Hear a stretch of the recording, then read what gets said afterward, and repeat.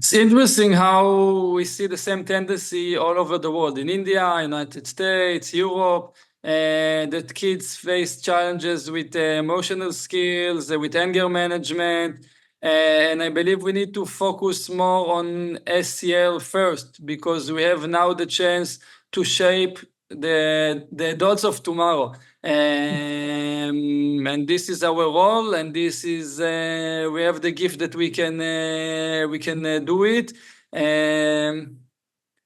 Yes, and this is why we need to spread the word that we need to put first SEL. We can implement SEL everywhere, in math session, in a sports class, everywhere. So we just need to be aware of it. And hello everyone, my name is Tomer Kamil and you are watching another episode of Jumping Forward SEL podcast. And today we have a special guest, Dr. Chandana, Bhandari. Welcome. Thank you so much, Tomer, for having me on. So you are a consulting psychologist, trainer, and a psychology educator. So before we start, what is social emotional learning? For me, social emotional learning involves two key components. It involves the self and it involves the others. When I talk about the self, it would include self-awareness, understanding our emotions, regulating our emotions, working on ourselves so that in turn, we're able to make good decisions and we're able to set realistic goals. When it comes to the self, and from the self, it's important to understand how do I connect to the real world, which means our social self. And there, for me, SEL then becomes about managing relationships, which is a key in then navigating through empathy, navigating ourselves through being able to regulate our emotions, but also being able to be attuned to other people's emotions and working with them in a holistic manner so that we have a relationship that's conducive, and it's also something that's helping one another out as we navigate through life. And why did you choose to become an SEL coach? I've been working in the field of counseling and psychology for over 2 decades. But I always felt that counseling is more in terms of working with clients when they already are facing a concern. You're also working predominantly one-on-one with clients. I felt SEL is more preventive. It reaches out to a larger scale. It also, most importantly, reaches out to people who might not seek counseling at first hand. And if we are building up skills early on in schools, which is where I predominantly work in the area of SEL, we are equipping children with the tools that they require. And I feel that is far more beneficial in the long run than having them come in to us for therapy later on. So if we can build those and build it systematically, our work is that much more better and much more fruitful. And why do you think the need of SEL is increasing? If you look around, many of us are struggling with emotions. And I feel one of the key areas why we struggle with emotion is because somewhere our family systems are not being able to support children and support young adults.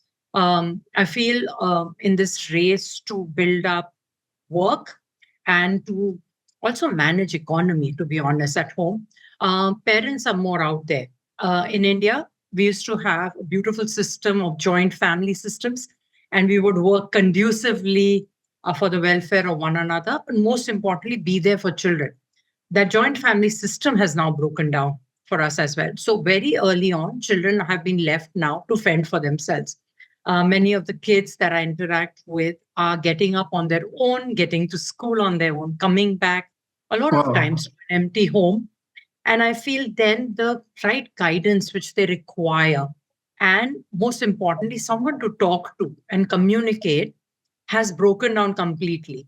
Our conversations have now become more of what did you do today versus how do you feel today, right? And that's the reason why I think SEL is so crucial now more than ever Yes. for us. Yes. Since what age kids go to school by themselves in India? So this is more from the middle school upwards, and this would, I would say, roughly around 11, 12. 11. They Okay. start coming in Yeah. independently. They're also staying home independently. Some of them do have the support of external help at home, but that's more in terms of taking care of their physical needs, not really their emotional needs Yes. at this point Yes. in time. And can you tell us a little bit about SEL in India and how does it work, if the government supports it, if parents encourage it? So SEL, I think, has been part and parcel of the Indian education system, the traditional education system that we've had. So if you go back in time, you would hear about the Gurukul system, which was where the students went and stayed with their guru. It was not only to encourage learning or extracurriculars, but it was also to help build up the right value system and help children navigate through life. Somewhere along the line, with the westernized education coming in, that went away. But I see us going back to that system again, not in the traditional sense of us going back to Gurukuls, but actually incorporating what has been part of a very rich culture, whether it is our literature, and then we are seeking back to the Gita. Now we're seeking back to the Upanishads. We also have within our school systems now a very strong SEL teams. Most of the private schools have this incorporated um, to support children, and this is independent of our learning support, independent of our counseling teams. But in the government sector also, we're seeing a big buildup of SEL happening. So the government is actually encouraging NGOs or non-profit organizations to come in and run SEL programs. So whether it's for multiple organizations out here that are working at the grassroots level to build in not only empathy, regulation of emotions, they're working with sports and building that sports with psychology, sports Wow. in the classroom. So we're seeing a big rush with that. I think the beauty that I see in the schools that I consult with is they're not sticking to one curriculum per se. They're adopting from multiple curriculums, keeping the cultural nuances in mind. And I think that is so crucial. And building a program that's a K to 12 program, and 12 therefore, sessions? To 12 sessions? this would be across your kindergarten going up to grade 12. Okay. And yes, it includes 12 sessions every semester. Our semester is roughly around 5.5 months that we look at, and they support during the 12, and then we have a fresh set of 12. And this works across for us. Schools. Interesting. So SEL is very big. We also have UNESCO that's doing a lot of interesting work in their domain of SEL right now for us. And they are also coming in with resources that they're freely handing over to schools and saying, why don't you run this and build this up for us? And are there outside programs or all the programs are implemented by the teachers? So we do a mixture of both. There are some that are called the specialist programs, and therefore there are externals invited to come in. And there are some that are made and developed in-house by the SEL team, and then they're executed by the form room tutors that are present over there. Perfect, thank you. So this was a great introduction about SEL in India, and I would like to hear more about yourself, about your knowledge, about your experience, about your program. Sure. So, like I said, I've been working in the field of counseling. So my work has involved 3 domain areas. I have been counseling children from middle school to high school, and my qualifications involve that. The second area that I work with is training, and that's where I collaborate with the SEL team, not only in executing the training programs, but sometimes also sitting with them and just running through the plans, seeing on how we could better develop it. There are some times where we are also looking at plans across grades. So, for example, if we were to be working in the field of emotional regulation, we would look at emotional regulation across grades.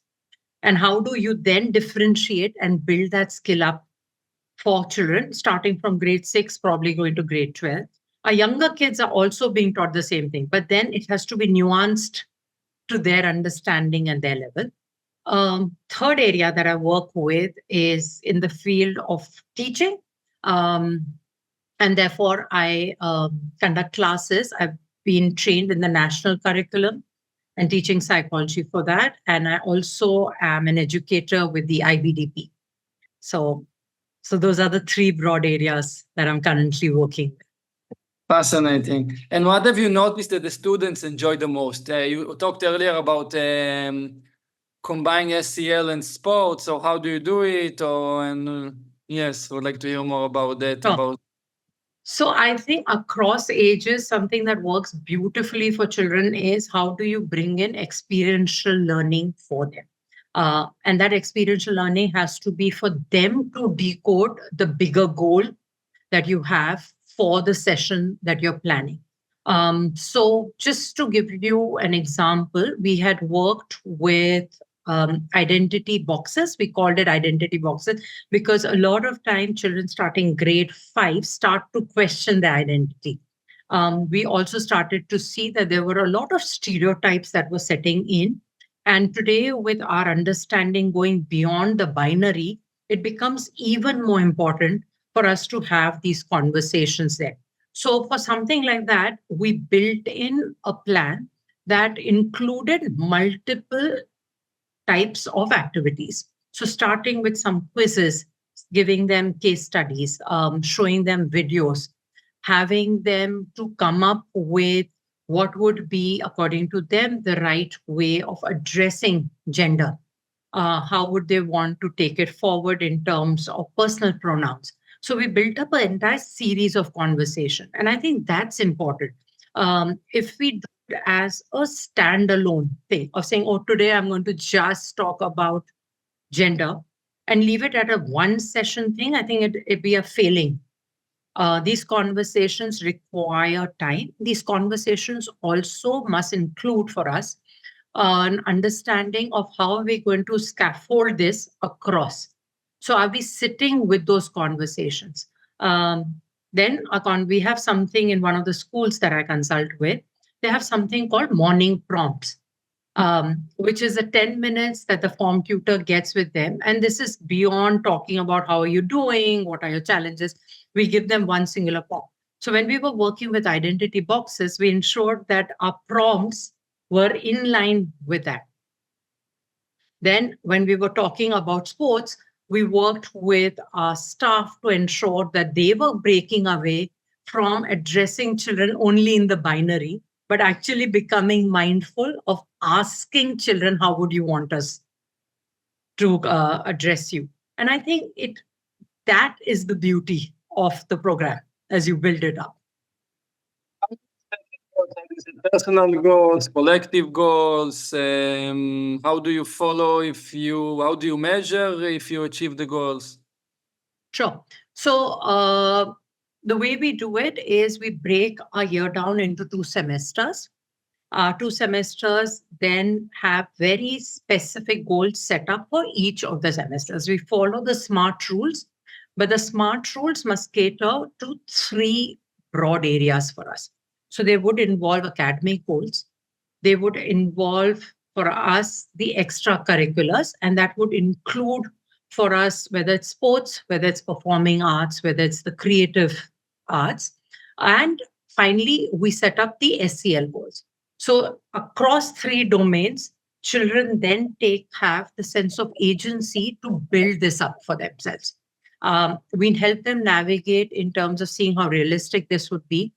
we also try looking and seeing if this is in line with what the staff has thought of themselves as a goal. Because as a school, also, it's important that we have an overarching goal that we want to achieve. And then these are fine tuned. As we fine tune them, every 6 weeks, we sit down to be able to review the same with them to see, okay, where are you? How far have you reached? What's the kind of support that you would require from your own classmates or from a mentor that you would want?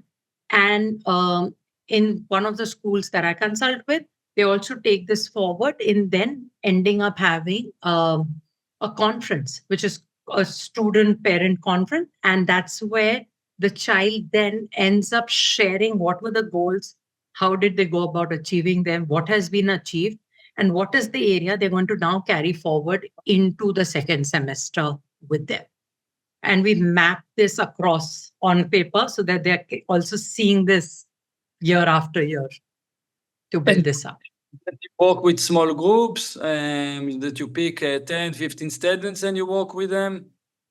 That's Some right. students So, that need extra help. yes. So generally, an ideal size would be 6 in classrooms where we are doing the work.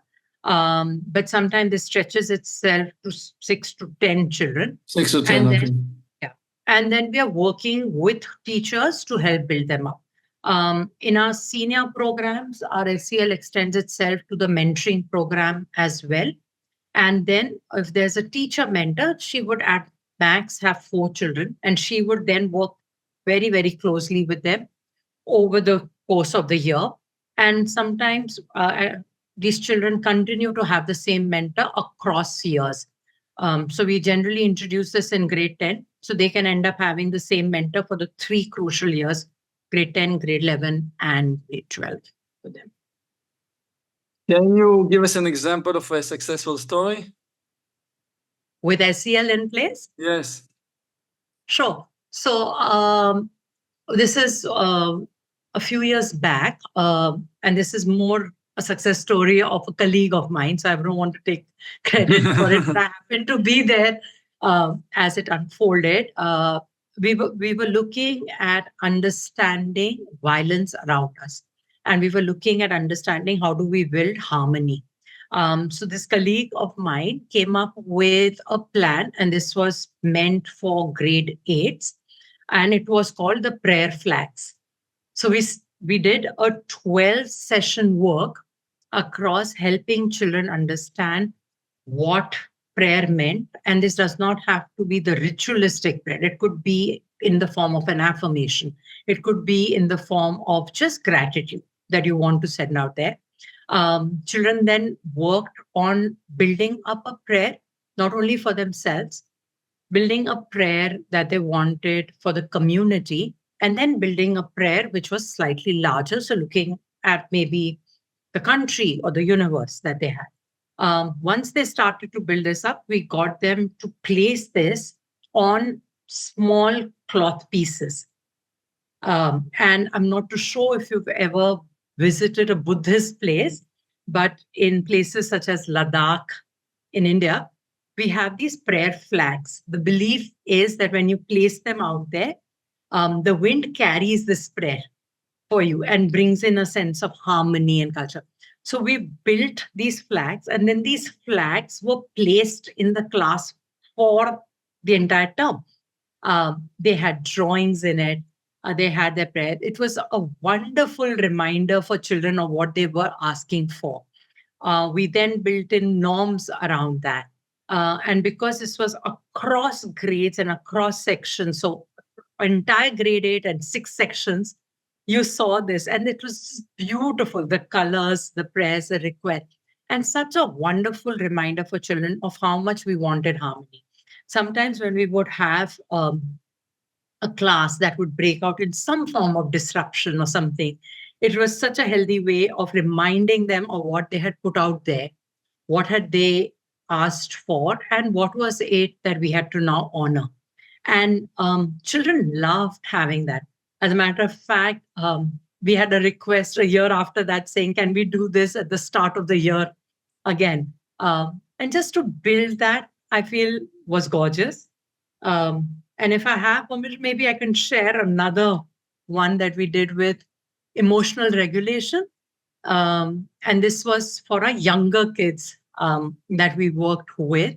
And we were teaching them about not only how to regulate their emotions, but also understand when a child is unregulated. Because many a times we will have the schools that I work with are inclusive schools, and therefore we have children on that are neurodivergent within our classrooms itself. So helping children not only learn about their emotional regulation, but also supporting a child that was dysregulated in helping them finding a calming corner, helping them with the drawing if that required, or coloring that would require, helping them to just sit next to them and say, let's together take a deep breath. So we had taught these 6 year olds, which were in grade two, how to build this up for them. What was interesting for us was when we would have parent teacher meetings, we would end up having parents coming back and saying that when their tone gets raised at home, they invariably, their children who are coming and then say, looks like you're upset. Why don't we sit down and why don't we take a few deep breaths, or why don't we sit and color in a mandala book? And it was gorgeous hearing that coming. And I think if you've taught 6 year olds, this is something they're going to now carry forward. And yeah, and like you can see, I still have a broad grin just thinking about those two times that we did something with children. So the next question was supposed to be about about the rewarding aspect of your work. And when I hear this story, so it's rewarding that you understand that you change the future of the life of this kid, or of the next generation, that they can know how to calm themselves, know how to face challenges, and this is a gift for the rest of their life. So and I think why this is why we choose to be in this field, because we can change and assist and guide kids and give them this gift to know how to face those challenges in the future as adults. Absolutely. And I think in schools, more than ever, I personally feel we have to be able to go beyond academics. Our role for academics should be made redundant. Learning has to now extend itself on how we supporting children in learning about themselves, how we supporting children to support other individuals, and about identifying emotions, honoring emotions, and expressing emotions accurately. I think that's where learning lies. Um, Everything else, I think Google can help us learn now. But this is a core skill that only a human teaches another human and learns along the way. And I think that's crucial for us. So final thoughts about yourself. So how do you move yourself from a negative mindset to a positive mindset? So I am a firm believer in meditating. I do that every single day around. I also exercise, and I have thankfully a family that I can talk to very, very openly about how I'm feeling and what my emotions are. And if none of this ever works, then thanks to my profession, I also am in supervision. And that's where my therapist then sits down with me to help me process the emotions that I might be going through with it.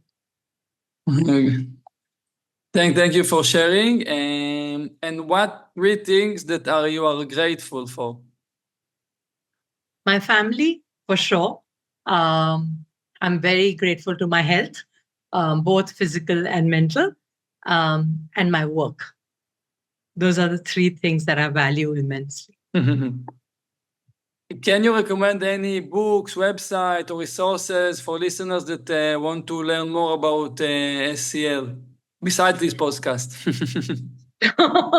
I think podcasts are the way to go, to be honest. But I feel there are quite a few books out there. I can recommend just a couple of them that I have read and I found them helpful. Some of them might not directly involve SEL, but I think the learning in them are beautiful.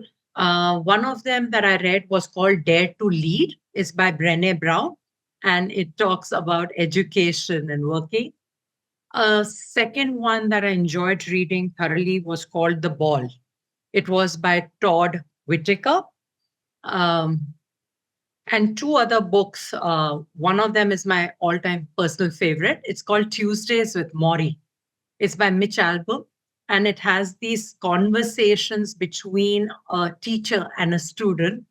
And Mitch Albom goes back to meet his teacher every Tuesday, who's now unwell and has been diagnosed with a terminally illness, and what the takeaways are about life. And I think that that's gorgeous. I can keep going back to that book time and again.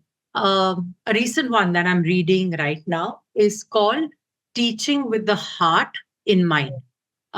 It's by Loria Martinez Perez, and it talks about how learning has to be centered around the heart. How, if we are able to engage with students, if we are able to value students and be able to do conversations with them where we are dealing with them as individuals and not a product that has to go out there, we form lifelong connections. And I think those are crucial. So if we keep that in mind, the heart in mind, a lot of the learning issues that we see in our classrooms, a lot of the disruption that we see in the classrooms could be navigated beautifully without us at any point needing to use disciplinary measures, which have now, I think, become quite archaic. So it's just about forming these relationships and honoring the individual that you're engaging with at any given point in time, be it a younger child or be it an adult for you. It's interesting how we see the same tendency all over the world, in India, United States, Europe, that kids face challenges with emotional skills, with anger management. And I believe we need to focus more on SEL first, because we have now the chance to shape the adults of tomorrow. And this is our role, and this is we have the gift that we can do it. Yes, and this is why we need to spread the word that we need to put first SEL. We can implement SEL everywhere, in math, wet session, in a sports class, everywhere. So we just need to be aware of it and to be focused on SEL. Yes, I would back you up 100%. I think SEL is the backbone for any place. Schools, definitely, because we're starting early and we're giving skills for life. But I also feel we should be extending SEL into our workplaces as well, looking at building a culture that involves the key elements that SEL stands for. So whether it's self-awareness, whether it's to do with relationships, whether it has to do with decision making, whether it has to do with social awareness, and also with self-management. I think those are crucial skills. And every school, in whatever capacity that they can, they must build this up around. And the beauty is there's so many wonderful people who are doing this work and are ready to volunteer, are ready to pitch in. And I think all we need to do is reach out, get the support, and get that going for every school for us. How do parents see SEL? Because I know that there is a tendency in the United States that some parents are against it. I believe that most of them don't know exactly what SEL is, and this is why. But it's interesting to know how the parents see, if they collaborate, if they encourage it. I like you rightfully said, Tomer, I think with SEL, the first step is how do we build an understanding with the parents. So one of the things that we must do is before even we start our sessions with children, we must have sessions with parents, introduce them to SEL.